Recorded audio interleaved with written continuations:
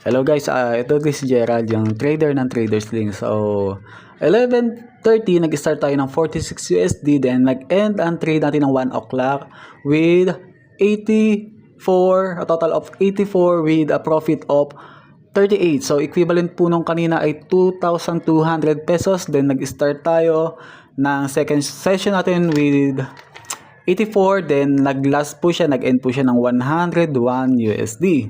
So, ang profit po natin doon ay 17 USD, equivalent of 994 pesos. Bali, hanggang 4:45 PM po ako nag-trade mula kaninang 11:30. Bali, nakagain po tayo ng 55 USD. In peso po is 3,216.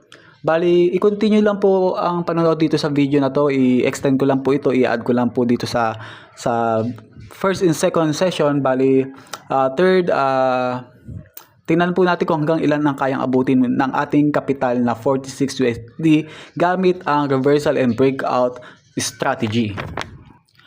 Kung kayo po ay interesado rin matuto sa pocket option platform, itong binary option trading po ay libre po akong magtuturo sa inyo. Message lang po ako doon sa ating Facebook page, saka sa ating YouTube channel na ilalagay ko dito sa comment section. O magagamit nyo po siya kahit na kayo ay may trabaho or nasa bahay lang po kayo, magagamit nyo po yung inyong cellphone para makapag-trade dito sa pocket option. Okay po, continue lang po ninyo ang panonood dito, at kung sakaling interesado po kayo ay nandito lang po ako. Maraming salamat po sa inyo.